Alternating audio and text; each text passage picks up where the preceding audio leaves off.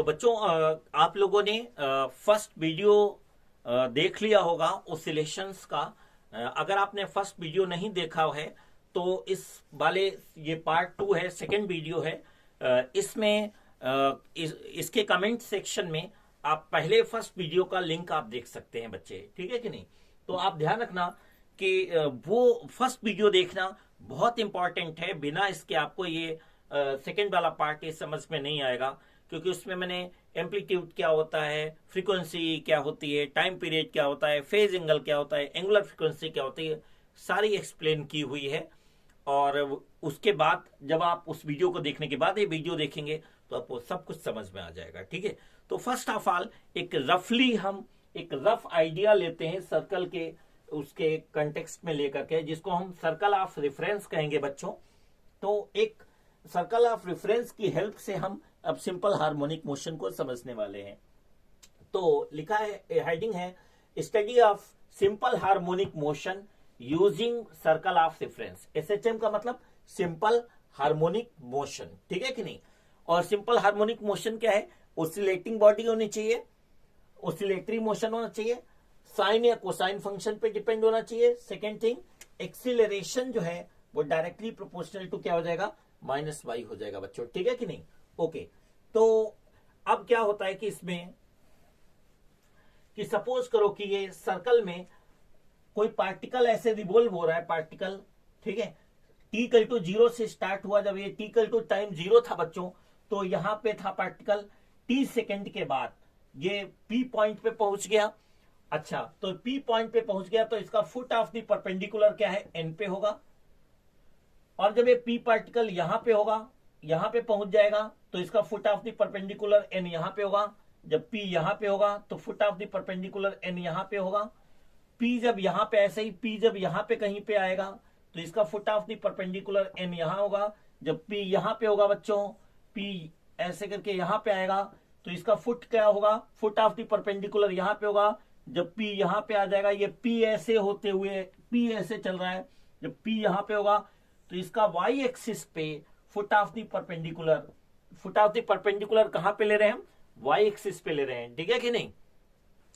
तो ये n ऐसे है, p जब यहां पे आ गया तो आप देख रहे हो foot of the perpendicular n यहां पे है। जब p यहां पे है तो foot of the perpendicular n यहां पे है। जब p यहां पे है तो foot of the perpendicular n यहां पे है, ठीक है। तो आप एक चीज नोटिस कर रहे हो सारे बच्चों कि जैसे जैसे p जो है सर्कल कंप्लीट कर रहा है, इसका फुट ऑफ द परपेंडिकुलर पहले ऊपर जा रहा है, फिर जब p नीचे उतर के आ रहा है तो n foot of the perpendicular n जो है, n वो नीचे आ रहा है, ऐसे आ रहा है। फिर जब p नीचे आ रहा है तो n यहां पे आ रहा है। जब p ऊपर होगा तो n ऊपर जाने लगा, ठीक है। तो यानी कि आप देख रहे होगे कि इसके साथ साथ p के मोशन के साथ साथ p का मोशन कैसा है, सर्कुलर मोशन है, लेकिन उसका जो फुट ऑफ द परपेंडिकुलर का जो मोशन है वो ओसिलेटरी मोशन है।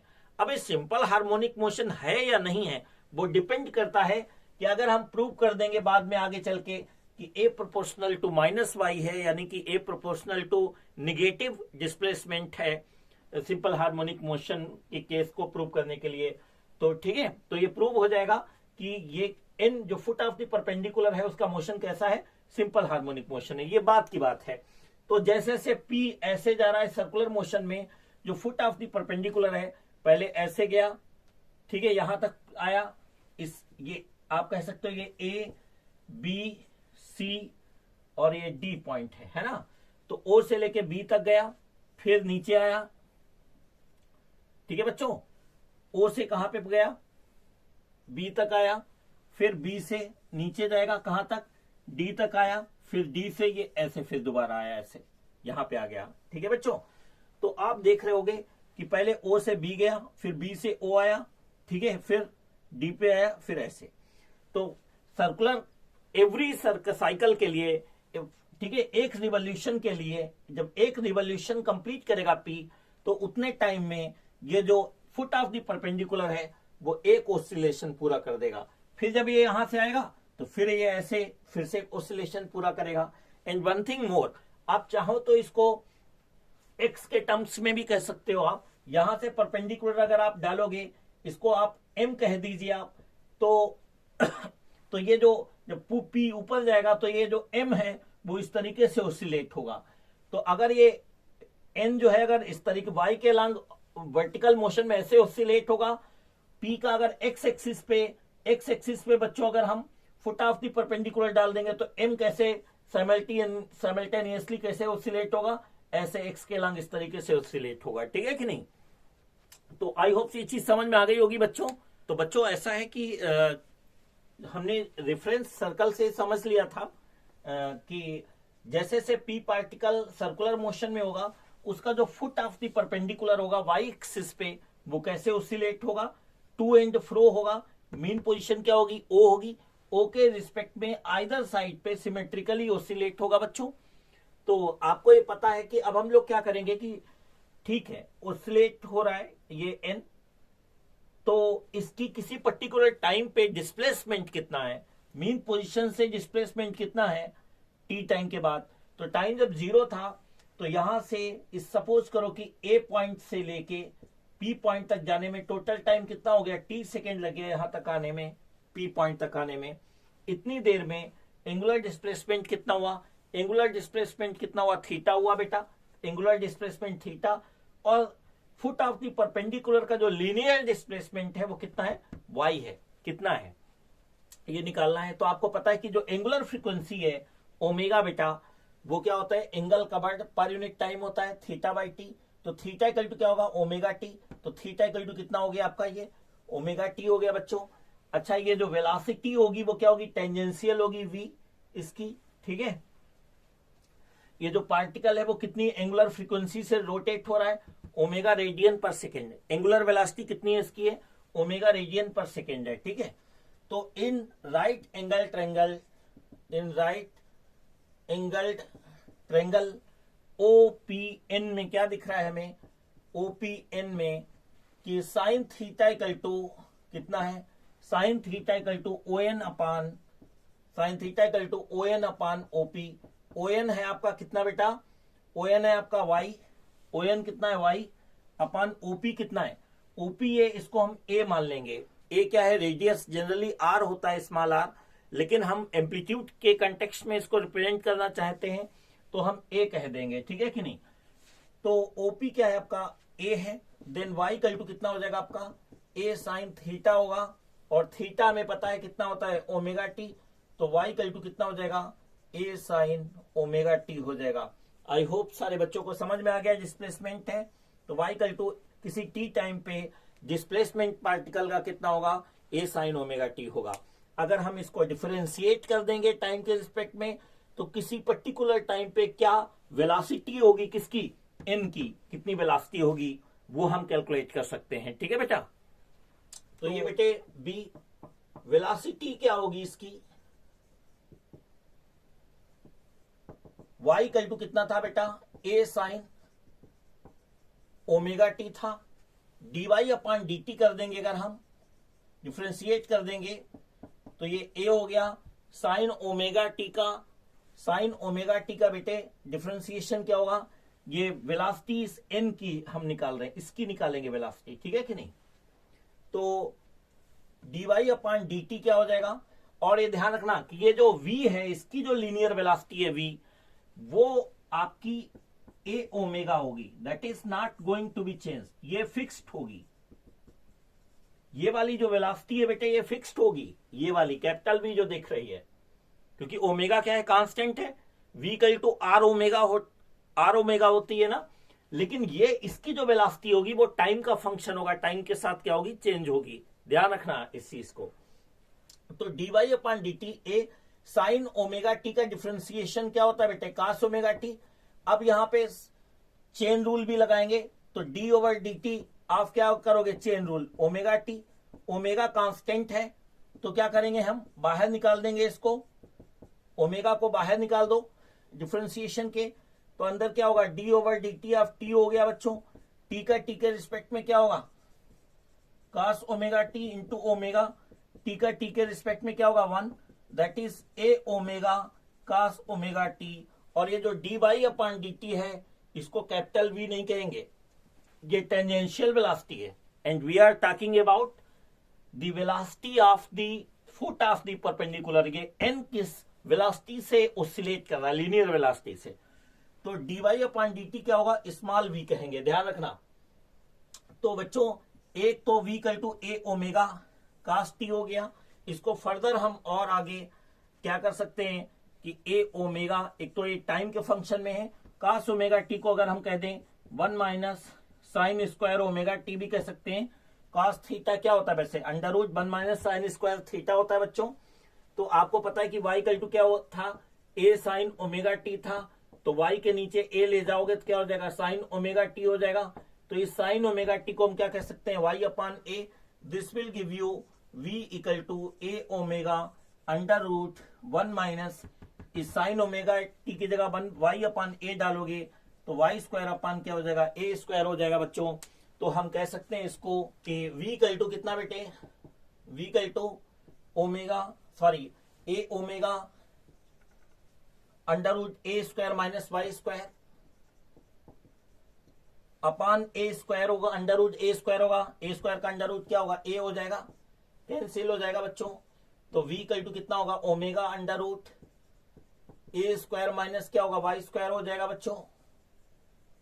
ठीक है, अब इसके बाद बात होगी कि एक मीन पोजीशन पे एक सिंपल पेंडुलम का ही एग्जांपल ले लेते हैं हम लोग, ठीक है, जो कि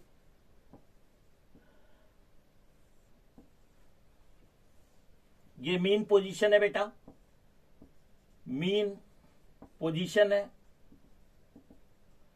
और ये एक्सट्रीम पोजीशन है ए एंड वाई।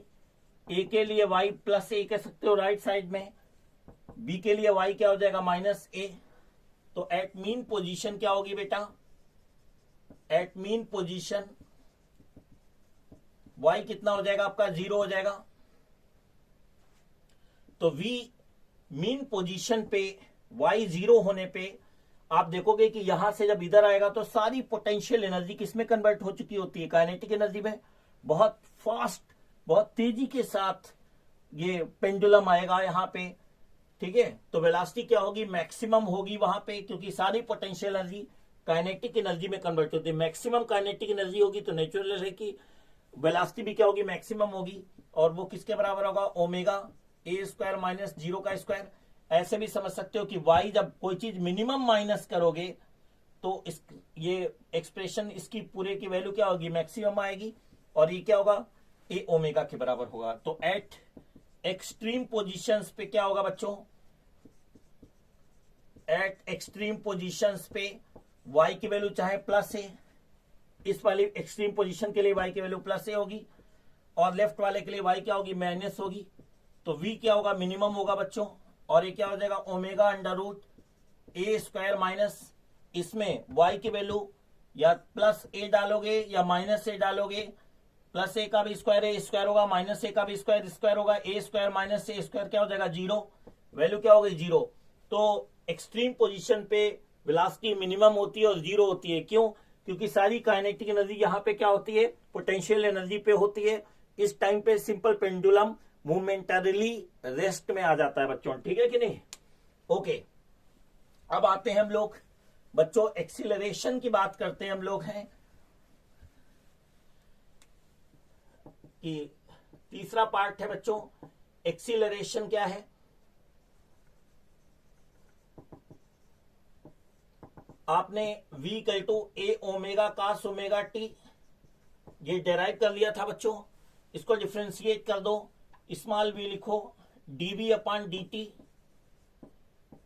वेलोसिटी को डिफ्रेंशिएट करेंगे तो rate of change of velocity क्या आ जाएगा आपका, ऑफ कोर्स एक्सीलरेशन होगा। तो ये ए ओमेगा कांस्टेंट है, कास ओमेगा टी का क्या होगा, माइनस साइन ओमेगा टी, और इस ओमेगा टी का जो डिफ्रेंशिएशन है, चेन रूल लगाओगे। कौन सा रूल, चेन रूल डिफ्रेंशिएशन में होता है। चेन रूल लगाएंगे जब आप, तो क्या हो जाएगा, ओमेगा टी का टी के रिस्पेक्ट में डिफ्रेंशिएशन बच्चों, चलो लिख देते हैं d over d t of omega t कह देंगे हम। तो ये क्या हो जाएगा, DV upon d t, rate of change of velocity acceleration हो जाएगा। और ये आपका a omega into minus sine omega t. बेटा ये ओमेगा बाहर निकाल दोगे, अंदर बचेगा टी, टी का टी के रिस्पेक्ट में डिफ्रेंशिएशन क्या हो जाएगा, 1 हो जाएगा। तो ये एक्सीलरेशन ए इक्वल टू कितना होगा, minus a omega square sine omega t आ जाएगा। ये किसके टर्म्स में है? ये acceleration is the function of time, time के रिस्पेक्ट में है। आपको पता होना चाहिए कि a into sine omega t क्या हो जाएगा, किसके बराबर हो जाएगा बच्चों? ए इक्वल टू किसके बराबर होगा? Minus omega square y. क्यों? क्योंकि a into sine omega t, आपको याद है वाई इक्वल टू क्या था? A sine omega T.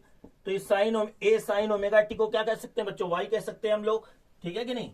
अच्छा, तो आपने एक चीज देखी बच्चों कि एक्सीलरेशन ए जो है डायरेक्टली किसके प्रोपोर्शनल है बच्चों? माइनस वाई के।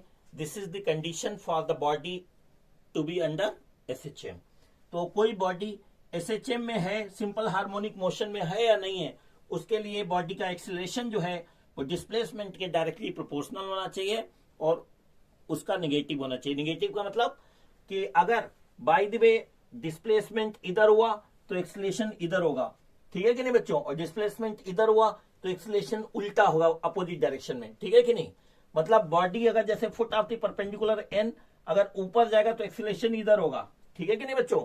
तो ये हो गई आपकी कंडीशन फॉर एसएचएम, ठीक है? कंडीशन फॉर एसएचएम, इसका मतलब कि जो एन है फुट ऑफ द परपेंडिकुलर है, इसका मोशन कैसा है? सिंपल हार्मोनिक मोशन है, ठीक है कि नहीं? प्रूव भी हो गई चीज। तो आई होप ये चीज समझ में आ गई होगी।